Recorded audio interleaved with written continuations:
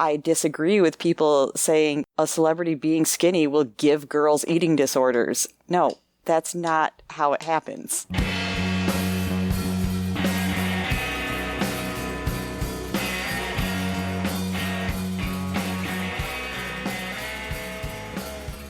Hello, friends. Hello, friends. And welcome back to Pickles and Vodka, the mental health podcast where we are IT experts. And professional. And professional, as always. I mean, that's why people listen to us, right? Exactly. They're like, all these amateur podcasts, they're just not professional enough. Not like Pickles and Vodka. By the way, I've told a few people about Pickles and Vodka this week, and they're always quite bemused by the name. As you know, I don't tell as many people, but whenever I do, I get the same thing. They're like, I like that. Also, I'm Chris. I'm one of your co-hosts. And I'm Lauren. I'm your other co-host. And we just spent about 10 minutes getting Lauren set up on her new computer. Yes. I guess the news there, as I just told Chris, is in order to run the keyboard and MIDI sounds and all of that fun stuff in the band, then we decided I need to get a MacBook Pro. So now you're part of the cult. This is my first time using a Mac in 15 years. Yeah, and you already had to walk through downloading Audacity and setting up your mic and your headphones and getting it all to work in clean feed, and no one cares about that. We're here. Yep. That's all that matters. To be fair, though, I feel like whenever we're troubleshooting before, then you're always having to tell me, like, oh, where do you find it on a PC? Hang on. Like, let me think like that. Yeah. So I was like, this had to be easy for you to walk me through it. It actually was easy. So that's good. Mm-hmm. Now we're on the same page, or rather, the same... Never mind, that was a bad joke. Lauren? Yes? Where are you at this week? Well, let's start with physically where I'm at. The whole reason that we had, this kind of like last minute scramble set up and everything like that is because I am back in the boyfriend's basement where I have recorded many episodes about a year and a half ago. In the bassist's basement. Yes. Oh, yeah. That's a throwback joke. The bassist basement. Wow, we've really come full circle. Mm-hmm. How does it feel? I was thinking this morning when I was taking Taco out to pee in the morning, and I was like, things are getting back to normal as far as, like me being able to come over here and stuff, but I was just kind of like, well, I am still counting on one hand the number of times I've been to his house. This is the fourth. It's still a lot of like, some things are not comfortable right away because of the space, but it gets a little better every time. Yeah. I was just talking to someone about discomfort and how we avoid it at all costs, and they were debating with me about that because, like, sometimes being comfortable means I'm protecting my mental health and I'm keeping things from becoming worse. And other times it means I'm resisting this because there's pain there and I'm afraid of it. That's interesting because I have said that about a lot of other people. Like, I think it's really common to see people avoid discomfort, like, in any way they can. I mean, I'm one of them, to be fair. Yeah, and that's why I said, like, no shade. I feel like that's really, really common. But I don't think that I am necessarily, at least not in every way. Like, in some ways, maybe, but I feel like, for one thing, like, I've always had the issue feeling like, what have I done to deserve anything good? So it's almost like I want discomfort. You seek it out. Yeah, and also I'm thinking like a delayed gratification thing. I mean, ever since I was a kid, I felt like I was fine. Like, I wanted to be uncomfortable first as long as I could end on something good. So sometimes it seems like I would put myself through like so much trouble because it just seemed like, I haven't done enough to earn the good thing yet. Or it's like, I gotta make sure I get all the bad out first because I want to end only on the good. Okay, were you the type of kid who ate the stuff you didn't like first so you'd have your favorite? Okay. 100%. Me too. I could tell you, like, the first thing I always think of, I think because I liked all things at different points, is I never knew how to eat a lemon meringue pie. Oh, yeah, because it's all good. Exactly, because I was just like, oh, as a kid, you think like, oh, isn't the meringue the best? And I was like, no, man, lemon pudding's the shit. So it's like, oh, what about the crust? Exactly. A good pie crust is great. So I was always like, I don't know what to eat last. Help. Yeah, our lives were really difficult back then. No, but for real, you got to get like a little bit of every part in every bite. But that wasn't how I ate things as a kid, so it was so confusing to me. And now you have an eating disorder. Yeah. Who saw that coming? Isn't that fun? Yeah. Anyway, so you're in the basis basement. How's your week been? My week, as I messaged you earlier, is insane. This is why, spoiler alert, I know you have an interview planned. I made the decision not to join on that because it's honestly, in the span of 2 weeks, is going to be the only time that I can see myself having time for myself. Oh, yeah, it's totally fine. I haven't said anything about this yet, but I'm interviewing a guest later tonight. Honestly, when I invited you, I was like not pressuring you to come or anything. I was just like, maybe if you're free, maybe, but I feel like every now and then I interview people separately, and that's fine. That's why I was like, we're still doing today, right? Because it's always good to have one in the bank. I love having episodes in the bank.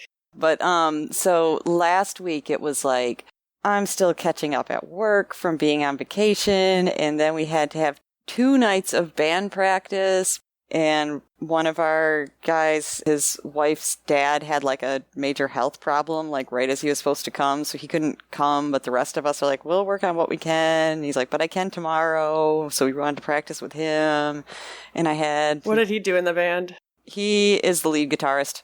Oh, shit. Yeah, so kind of important. Yeah. Had therapy, and that, was supposed to be Wednesday, and that, of course, got canceled and moved to Thursday, though not her fault. No, stop it. Not her fault, the building's fault. They have continuing problems with their HVAC and air conditioning system. It's like someone's always, like, cranking it down to 60 and blowing it out, and then, like, sometimes our power goes out, our air goes out, it's 100 degrees in here. And so the day I was supposed to, they'd, done that again, and they were just finally like, we're finally going to just completely replace our old-ass system. So. Okay. Yes. So at least that thing shouldn't be a problem anymore. And then next week, so I have a friend who, well, she was a treatment friend, and also when I first moved to St. Louis, then I actually, lived with her for a year, but we have not been able to really, connect and see each other for a few years, but she contacted me kind of an emergency situation. She's like, I'm supposed to be going on vacation next week, and my usual house sitter and dog sitter was just admitted to the hospital, and I don't know if she'll be out in time, which she told me when I met up with her that the house sitter was admitted with sepsis. Oh my God. So I was like, oh yeah, that can be pretty dangerous and a long recovery, so I don't think she'll be out. That makes total sense. So I agreed. I think her husband's brother is going to take on the end of the week, but Sunday through Thursday, I will be staying at her house. She has 2 dogs. I went over yesterday so Taco could meet them, and I'd make sure they'd be okay. So I just got a lot. Oh, yeah. Speaking of dogs, we'll get more into this later, but this is kind of a significant month for me. And so I was looking back in Pickles and Vodka archives to see what we were doing a year ago, and you got Taco. Yes. About a year ago. Yes, actually, I think 2 days ago, whoever I adopted him from sent me a little thing. It's like, happy 1-year anniversary. So it's literally been a year. Oh. Yeah. 1 year with Taco. Mm-hmm. Hopefully he'll have some fun with some new friends. Yeah, because she has 2 dogs. One of them is a little, dachshund mix, and he's pretty tiny. And then one of them, I think, is maybe some sort of Australian Shepherd mix, and he's a lot bigger. The little one, Charlie, she's like, I think he's just excited to have someone more his size. They seem like they're going to get along great. The other one is quite jumpy and playful, and Taco snipped at him a few times to tell him, stop that. But I think otherwise they'll be okay. Taco has boundaries. Exactly. Mental health king. I'm not sure he really has boundaries. Or at least he doesn't believe other people do. I thought you were going to say, I don't think he has mental health. I'm not sure about that either. Listeners, do pets have mental health? Right? They do. They have to. Well, I mean, I remember hearing something at one point that said, dogs can get headaches, just like people. Dogs can get depressed. Yeah. I mean, dogs can be prescribed antidepressants. Yes, dogs and cats. They give them, human medication, just for their little doggy and cat size doses. Oh, yeah. Ruby 100% has an anxiety disorder. Mm-hmm. Well, so does Taco. I mean, the fact that sometimes he like acts like I am abandoning him for life when I'm taking the trash out. Yeah, I feel like all dogs are a little bit mentally ill. Yeah. It comes with the territory. Right. Oh, but while we were on the topic of me being back in this new old setting, I was gonna tell a good story. This is weird. I think this is like 2 weeks in a row. Like I've had to give the bassist boyfriend credit for being decent instead of bitching. So the last time that I was over here, it was like a lazy Sunday, and it was just kind of like, yeah, we'll just like lay on the couch and watch movies or TV or something like that. The thing is at that point, I had not really spent significant time in the living room when I'd been here before, like where it happened. And so I come over. When I used to come over before, you kind of like fall into, it's like, oh, we just have our own sides of the bed, our own sides of the couch. At my house, we have our sides of the couch that we always sit on. And when I came over before, then we had that, and my side is the corner where Pico's body was. So it was like, I can't like smash my body, curl up in that corner knowing what I last saw. Probably would have like sent me into an instant panic attack. But I think, just because it's routine, when I came over, then he's just like sitting down on his usual side and we're going to order. But I didn't feel like I didn't want to have the whole discussion and explain why I don't want to sit over there. I just kind of didn't want to. So first it was like, I just perched on the arm of the couch and, looked at the phone, and we picked out the food that we're ordering and things like that. And I felt like he just kind of like looked at me when I did that. It's just kind of like, okay, you're not going to sit on the couch, you weirdo. It felt like there was nothing needed to be said. It was just kind of like looked and thought I was strange for perching on the couch, and then just kind of like immediately understood, because then it was like anytime after that, then he always sits on the other side. Just like no questions, just, okay, I get why you're not over there. So he's learning to read you. Yes. Yeah, that can't be easy. It sounds like you're making a lot of progress there. If you can like be on the couch. Mm-hmm. My therapist, when I told her that story, she's like, is it the same couch? And she was kind of like horrified. And I was thinking like, well, it's not necessarily easy for people to just go buy a new couch. Buy a new couch, right? Yeah, I was like, I think it is. I was like, but obviously there's a different couch cover. It looks different. So it's okay. This is kind of unrelated, but last night I started this documentary called Clean. Mm-hmm. And it's about this woman who started a trauma cleaning business. Where they specifically go out and clean up after like crime scenes, suicide, hoarding situations. Mm-hmm. And the whole goal is to make people feel more supported and not judge them or make them feel shame. Or if it's like someone who lost someone, like they don't want them to have to deal with it at all. Yeah. Wow. Yeah, it's really good. And halfway through, the woman casually mentions that she's transgender. Oh. And so that was another cool aspect. It's on Tubi for free. It's called Clean. It came out in 2022. Okay. That sounds like a hard watch, but really good. It is. It is hard. I have so much respect for the people who do it. They're like from all walks of life. A lot of them have had struggles with either, deaths in their life or like homelessness. Mm-hmm. They all have a reason for being there, and it's really cool. They interview a lot of them too. Wow. They show like the mental health effects of doing that job. Yeah, I would imagine. In their training, they show a segment of training where they talk about mental health and how it's of utmost importance to like separate your work from the rest of your life. Mm-hmm. And even with that, they show an employee who goes home and he just can't. I remember even like when we interviewed Asteria. Yeah. Like there's just jobs where it's going to take a toll, and I can totally understand where it can wear you down after a certain point. Oh yeah, she worked in emergency rooms, right? Mm-hmm. Yeah. Oh. Yeah, I don't exactly remember this whole story, but I remember talking about like sitting in the car afterwards and basically like breaking down. Yeah. I don't know. It's not for everyone, and I think it's fulfilling in a way that like an office job isn't. Yeah.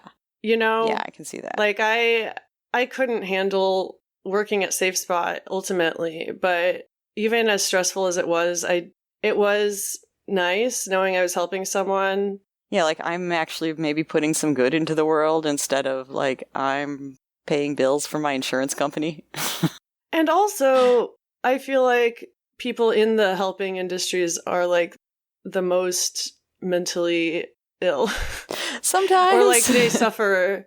Well, I phrased that wrong. Well, I feel like a lot of them have trauma. Yeah, I feel like a lot of times it's like you're going to be better at that job if you have more empathy. Someone who's been through things can, yeah. Yeah, man. Because even I think of like one of the first places where I sought out therapy in Chicago. I remember it was like specifically a therapy office aimed towards like people with eating disorders, and they said that they only hired people who had been through an eating disorder and recovered. And, you know, a couple times that bit them on the butt, but a lot of times it didn't. Right. A lot of times it was, you know, genuinely someone who is like, I really am on the other side and I just want to help people, not be like my past me. That's really powerful. And yes, then there was some people where it's like, well, you've clearly relapsed and are trying to give me therapy. Yeah, I have mixed feelings about that because I don't know. I have had several practitioners that had recovered from eating disorders, and I've had others that clearly still struggled. Mm-hmm. And as someone with an eating disorder, I also am involved in like the eating disorder community. Mm-hmm. I'm very aware of my own mental health, and I don't want to like have that affect someone else's recovery. Yeah. So I don't know. I've never been in the position where I'm like, I need to help other people. But I can see how maybe if you're in the early stages of recovery and you're like, oh my God, I need to help everybody. This feels so good. Also, I imagine based on most of the people I encountered there that what they were trying to hire is people who had that experience in their past, felt beyond it, felt they were recovered, which I have never felt. So, of course, I would not be a good candidate for doing something like that. And I know it. Well, yeah, that's the thing. How do you say someone's recovered? Like, is it like 3 years without hospitalizations? Is it weight gain? Is it like weight loss? Like, right. Who says when you're recovered? It's just... Well, yeah, that's why it's tricky, but... It's not something you can put on your resume. You're right. But also I feel, you know, like if it were me, if I suddenly become a therapist and I was going to apply for that position and they said, like, you know, you have to, even like, if it's just like you convincing us, you know, or how you believe for yourself, like, do you think you're recovered? I would have to say, no, not totally. And then they would say, well, yeah, okay, you don't work. On the bio of one of my social media sites, I say that I am not in recovery, but trying. Mm-hmm. And that seems pretty accurate right now. Like, I hesitate to say I'm in recovery because that feels like pressure, but like, I'm trying. Yeah. Yeah. This week hasn't been the best. Oh yeah, we're done with me. Chris, where are you at? It's okay. I learned from last time I can just like drift into it.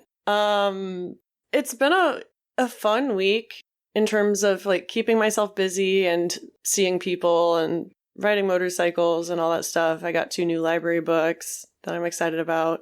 But yeah, I still find myself struggling with eating disorder. This week it's amplified in certain concerning ways to me. And so I'm doing a lot of reflecting, like, how much longer can I keep this up? Like, I feel like, oh, this makes me so uncomfortable to say. I almost feel like recovery is one of my only options now. If I'm going to do the things I want to do, like, it's not sustainable. I feel like I'm actually at a point where I can, if I want to. The thing is, do I want to?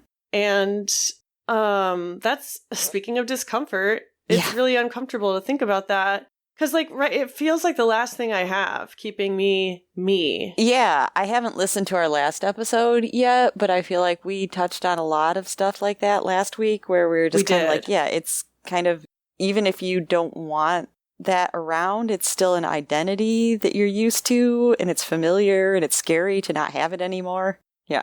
Yeah. And like I do have so many things in my life right now. I was just journaling yesterday about the concept of need and like how a lot of people struggle because their essential, like their basic needs aren't being met. And for the longest time that applied to me. But yesterday I realized, oh, all my basic needs are met and I don't question it anymore. Like I'm finally starting to feel safe here. And first of all, that's crazy. Second of all, it forces me to examine my wants, which I never really let myself consider because I was so focused on meeting the needs. Well, no, yeah, when you can't even count on your needs, then there's not really time to think about wants.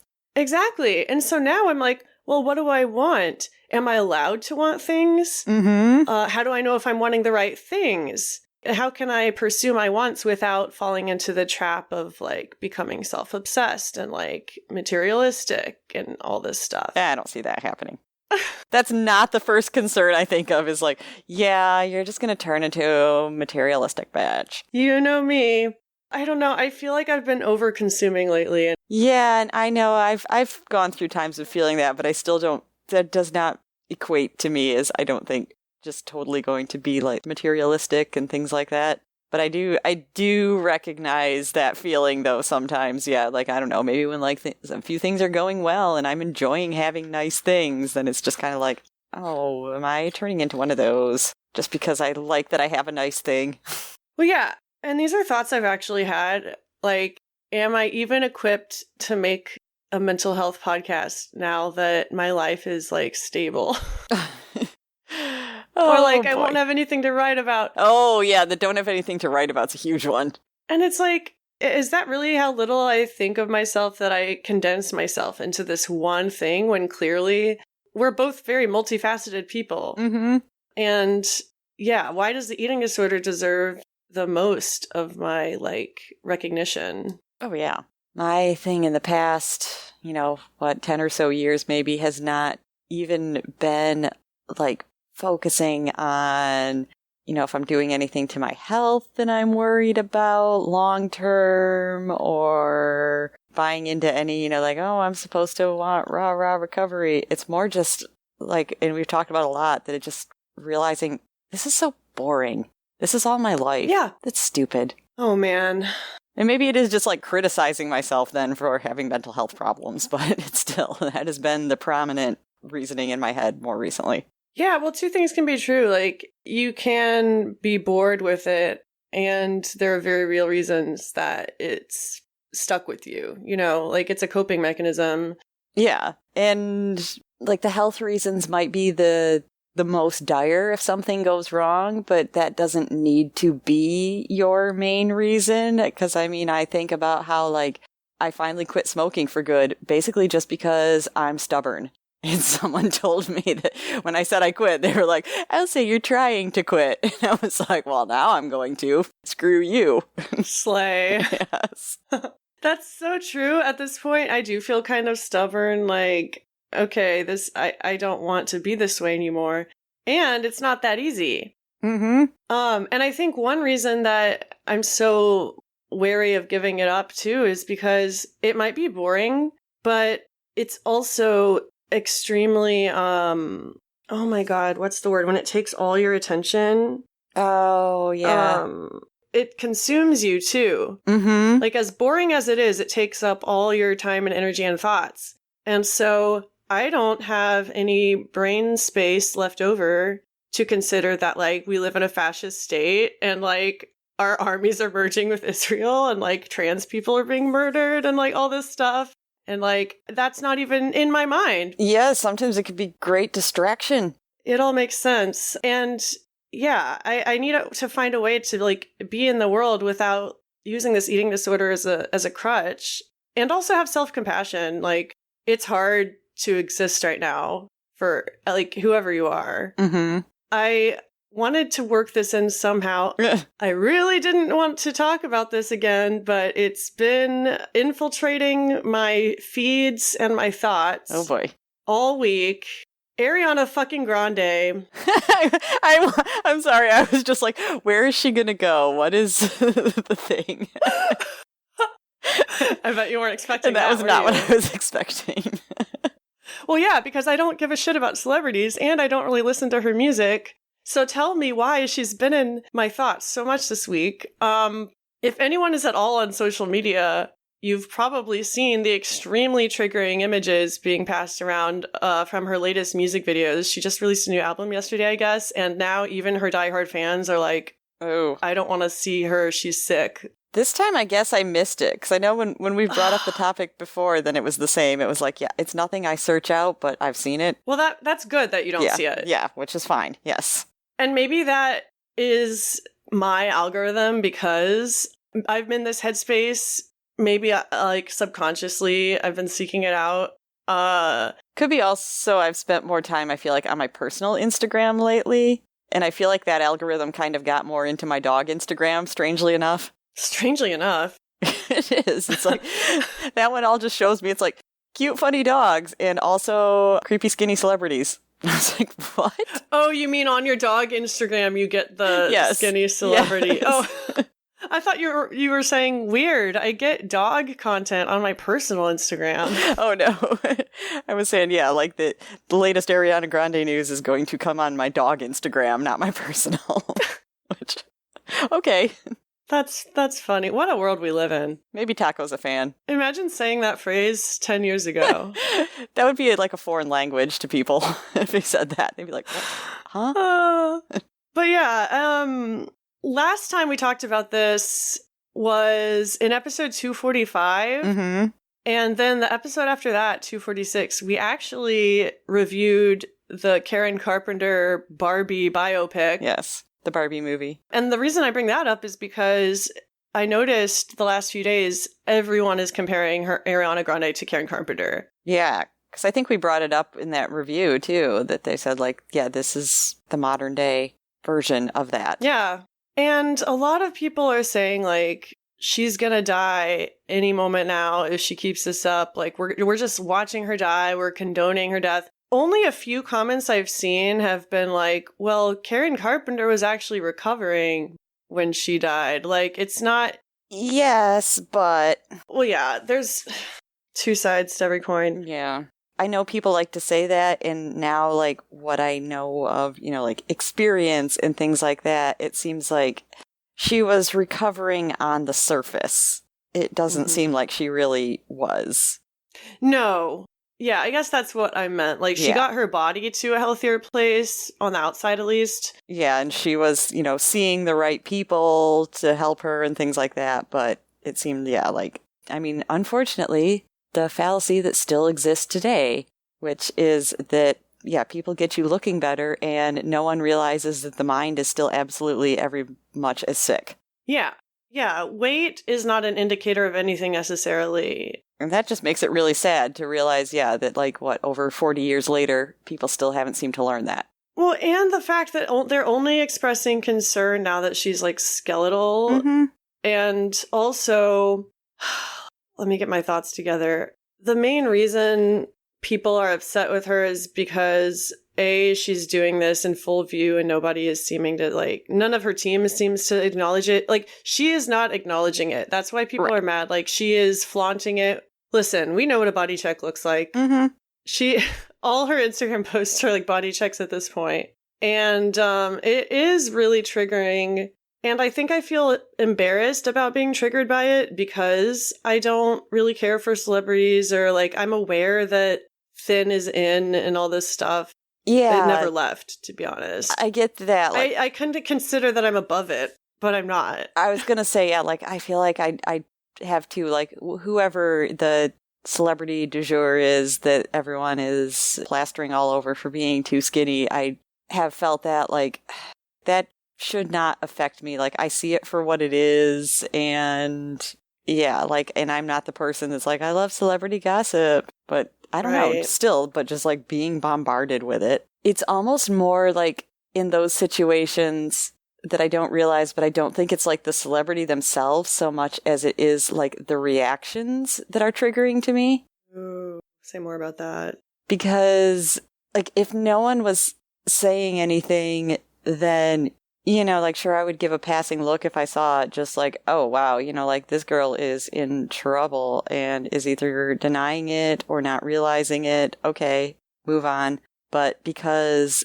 there's so many people being, like, I'm angry because she's not, doing what I believe she should, or it's scary, or someone has to get her help. I mean, that especially, because, my thing has always felt like, why do I fly under the radar for everything? Mm-hmm. Yeah. Yeah, it's like, why don't people show that same kind of concern to me? Yeah, so I feel like that is what is triggering and brings up, like, all the, like, past hurts I've felt, and it's just, like, that's harder for me to watch. Yeah, that makes a lot of sense. And also, like, she's a mega star. She has so many people looking at her. Like, I keep seeing in the comments, like, people who used to have eating disorders and now they're trying to recover, or they are recovered, and they're saying, I went through this and I was triggered by these kind of posts. And so I'm not saying anything because I think she'll listen. I'm saying something because I want the little girls who are reading this to, like, Mm-hmm. And I'm thinking, well, what about the 34-year-olds Yeah. who have been dealing with this for years? And, like, I'm getting triggered too. It's not just like, I don't know what I'm trying to say, but those comments always make me feel away. Well, and I do feel, like, honestly, more damage is probably being done to the 34-year-olds and the 46-year-olds who have dealt with all of this for years and are still kind of stuck in it and seeing all that than what people seem to want to focus on is, like, this could set a bad example for young girls that are looking. And, I've always said, I mean, not that I think it should be out there for them to see, but I disagree with people saying a celebrity being skinny will give girls eating disorders. No, that's not how it happens. Exactly. That's what I was trying to say. It kind of feels fear-mongery. Mm-hmm. And that, like, we are proof of that. Yeah. Like, I didn't become anorexic because I saw, Right. skinny celebrities. I mean, that was part of the culture and that contributed to it, I'm sure. But yeah, like, once it already was kind of in my brain and the workings were going on, then yes, I did seek out that to, like, just flash that in my brain and, like, cool, let's give myself more reasons to delve deeper, I guess. Like, then I was triggering myself on purpose. Right. The seed was already there and blooming. I was just helping it along.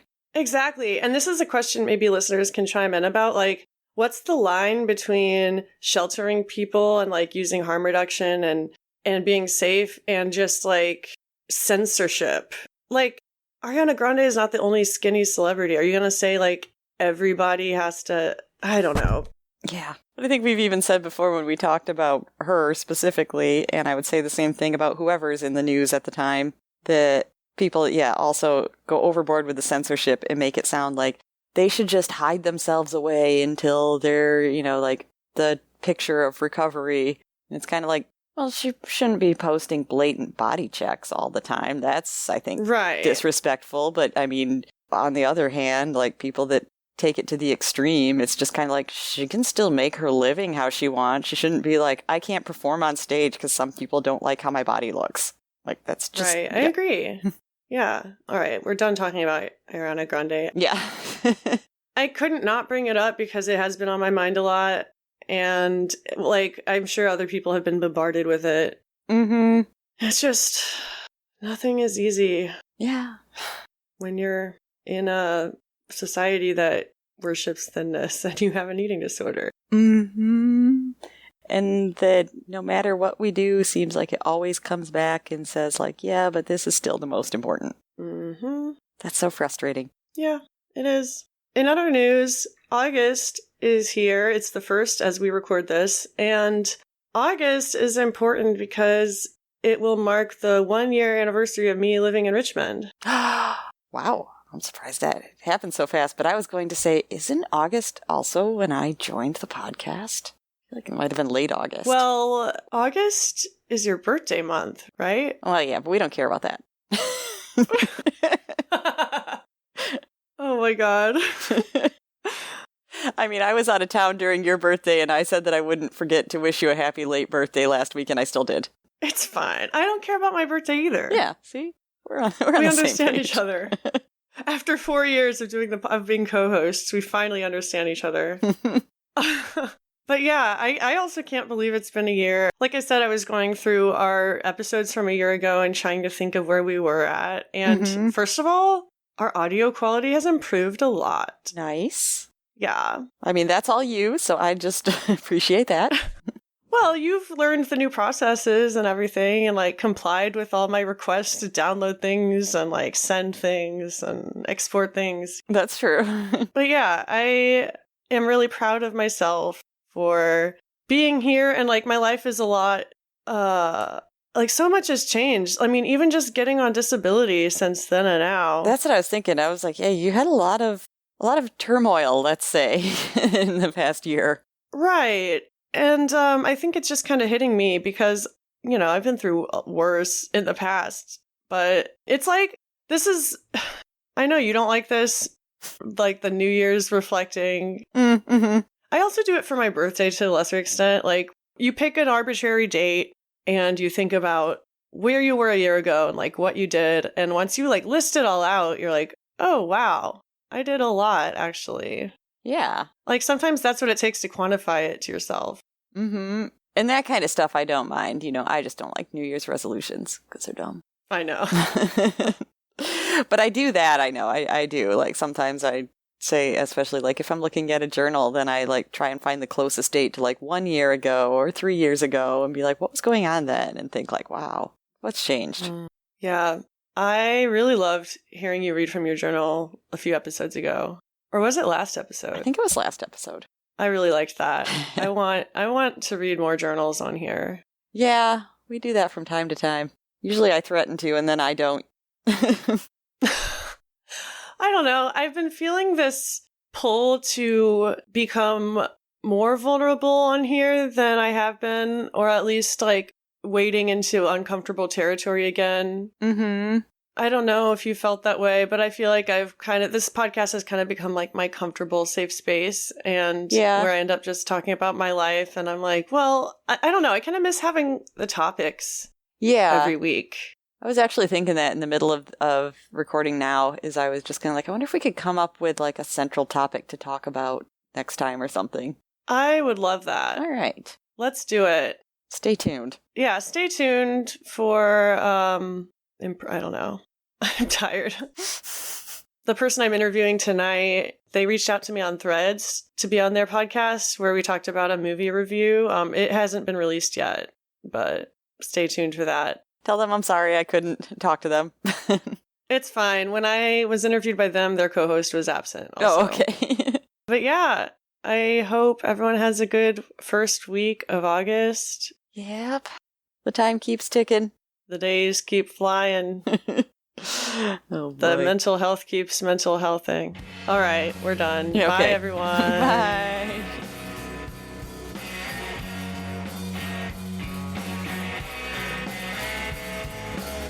If you like what you heard, tell a friend about the podcast. You can send them to picklesandvodka.substack.com, where they can listen to our entire catalog and find our newest merch. We love hearing from our listeners, so leave us a voice message at speakpipe.com/picklesandvodka. My personal Instagram is at xcjumperx, and Lauren's is at Lauren3_AFH. We'll see you next week.